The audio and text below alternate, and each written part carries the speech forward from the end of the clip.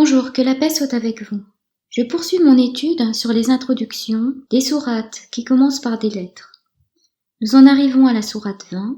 L'introduction irait du verset 2 au verset 4. Dans le verset 3, il est mentionné encore une fois qu'il s'agit d'un rappel pour ceux qui craignent Dieu.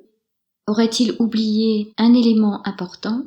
Et cela est comme une révélation émanant de celui qui a créé la terre et les cieux sublimes. Donc il s'agit de quelque chose de su, mais qui doit être révélé une fois supplémentaire, apparemment si je lis bien. Au verset 4, donc, il est fait mention de la création, donc cette fois-ci, l'Éternel est mentionné en tant que créateur. Un fait intéressant, il y a quelque chose de nouveau au verset 2, nous n'avons point fait descendre sur toi le Coran pour que tu sois malheureux. On peut deviner peut-être l'état d'âme du prophète lorsqu'il a reçu la révélation. Il faut se représenter la société d'avant. Peut-être a-t-il dû traverser une dure épreuve au regard de son entourage, des us et coutumes et de l'état de piété d'alors. C'est une supposition, évidemment. On peut se dire aussi que cela a une relation avec ce qu'il devait rappeler et qui était comme une révélation. Nous en avons un développement au verset 5. Le tout miséricordieux s'est établi istawa sur le trône. Je suppose que, depuis lors, c'est devenu très clair pour les musulmans. Sans cela, il se peut que le Mahdi ait à le rappeler et qu'il puisse être, à l'instar du prophète Mohammed, dans le même état d'âme, c'est-à-dire d'avoir à rappeler aux musulmans des versets qu'ils ont oubliés. Car il est dit que le Mahdi ressemblera au prophète Mohammed, et je suppose que cela concerne l'esprit, mais aussi l'état d'âme. La sourate 26 serait introduite par les versets 2 à 9. Verset 2, voici les versets du livre explicite. Quel est-il?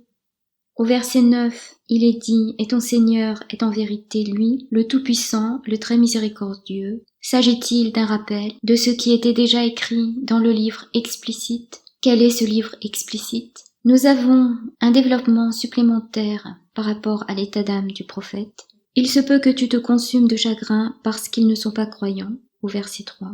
Si nous voulions, nous ferions descendre du ciel sur eux un prodige devant lequel leurs nuques resteront courbées, verset 4. Apparemment, il ne lui a pas été donné d'y changer quoi que ce soit. Il a donc été consumé de chagrin parce qu'il s'est trouvé en face de personnes qui ne voulaient pas croire. Et l'on comprendra dans la sourate 36 que ces personnes ne croiront pas et seront de toute façon déjà jugées. Et apparemment, il ne lui a pas été donné de produire de miracles. C'est ce qu'on peut comprendre du verset 4. Il s'agit d'un rappel du tout miséricordieux, comme il est écrit au verset 5, et d'un fait qui s'est produit par le passé. Ils l'ont traité de mensonge, donc ils se sont raillés de lui. Le traducteur a mis entre crochets tout ce qui leur vient du Seigneur. Il s'agit bien évidemment d'une interprétation, mais pour un chrétien cela semble limpide. Ils ont traité Jésus de mensonge. Ils n'ont pas vu non plus les signes qui les entouraient. La sourate 27 serait introduite par les versets 1 à 5. Nous avons des versets du Coran et d'un livre explicite. Ces deux apports sont un guide et une bonne annonce aux croyants. Je dirais plutôt une bonne nouvelle aux croyants. La bonne nouvelle étant pour les chrétiens contenue dans le Nouveau Testament. Il s'agit de la promesse du paradis. On la retrouve au verset 3. Elle est adressée aux croyants qui accomplissent la salate, acquittent la zakat et croient avec certitude en l'au-delà. On y trouve, encore et une fois, les trois vertus théologales qui sont la foi, l'espérance et la charité. La charité signifiant l'amour de Dieu et du prochain. Mais cette fois-ci, cela est exprimé de manière concrète. Il est rappelé au verset 4 la manière dont ceux qui ne croient pas vont être jugés, et cela se fera dans l'au-delà où ils seront les perdants, donc au verset 4 et 5. La sourate 28 est introduite par le verset 2, voici les versets du livre explicite, et ensuite l'on a des versets qui relatent des faits de l'Ancien Testament, mais aussi qui se réfèrent à partir du verset 51 à la parole. Nous leur avons déjà exposé la parole. afin qu'ils se souviennent. Ceux à qui, avant lui, nous avons apporté le livre, y croient. Et quand on le leur récite, ils disent « Nous y croyons ». Ceci est bien la vérité émanant de notre Seigneur.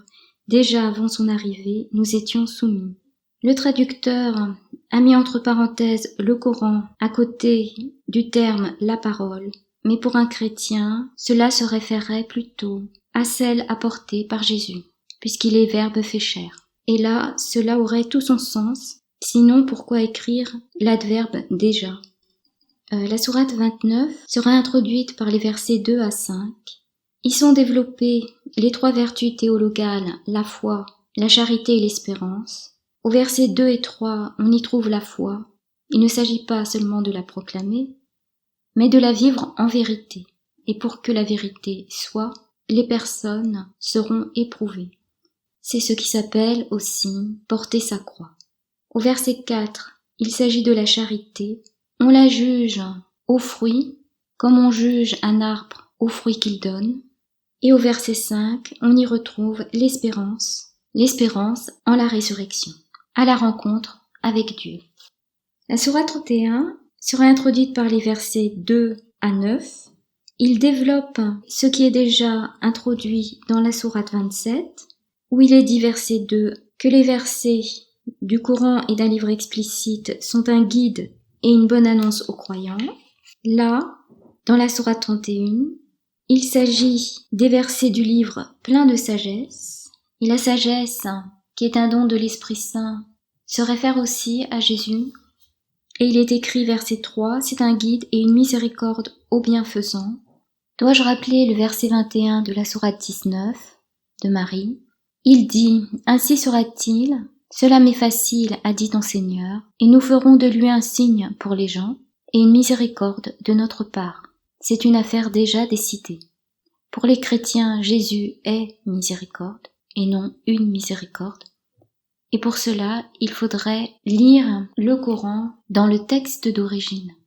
Et cela est accordé aux bienfaisants, je suppose que cela signifie aux personnes qui font le bien, et on y retrouve encore une fois les 3 vertus. Verset 5, ceux-là sont sur le chemin droit de leur Seigneur, et ce sont eux les bienheureux. Pour les chrétiens, Jésus est le chemin, et forcément il est le chemin droit. Et nous trouvons la définition des gens bienheureux dans les béatitudes, qui sont rapportées dans l'évangile selon saint Matthieu, au chapitre 5, du verset 1 à 12. Voyant les foules, il gravit la montagne, et quand il fut assis, ses disciples s'approchèrent de lui. Et prenant la parole, il les enseignait en disant « Heureux ceux qui ont une âme de pauvres, car le royaume des cieux est à eux. Heureux les doux, car ils possèdent la terre. Heureux les affligés, car ils seront consolés. Heureux les affamés et les assoiffés de la justice, car ils seront rassasiés. Heureux les miséricordieux, car ils obtiendront miséricorde. Heureux les cœurs purs, car ils verront Dieu. Heureux les artisans de paix, car ils seront appelés fils de Dieu. Heureux les persécutés pour la justice, car le royaume des cieux est à eux. Heureux êtes-vous quand on vous insultera, qu'on vous persécutera, et qu'on dira faussement contre vous toutes sortes d'infamies à cause de moi. Soyez dans la joie et l'allégresse, car votre récompense sera grande dans les cieux. C'est bien ainsi qu'on a persécuté les prophètes, vos devanciers. Et donc, là, il est plutôt question d'un type de harcèlement moral, qui est la raillerie des personnes qui sont dénuées de science, mais qui achètent de plaisants discours pour égarer hors du chemin de Dieu, comme il est dit au verset 6, donc de la part de ceux qui pensent mieux savoir, et verset 7, de la part de ceux qui sont orgueilleux et qui ne prêtent pas l'oreille au rappel. Il est donc rappelé le jugement dernier, un châtiment douloureux pour les uns, mais une récompense pour ceux qui croient et accomplissent les bonnes œuvres, c'est-à-dire ceux qui ont la foi et l'espérance, et ceux qui ont la charité. Ils auront les jardins des délices, c'est-à-dire le paradis, pour y demeurer éternellement. C'est une promesse de Dieu. Donc lui, le puissant, le sage. Je poursuivrai mon étude ultérieurement, si Dieu le veut. Que la paix soit avec vous.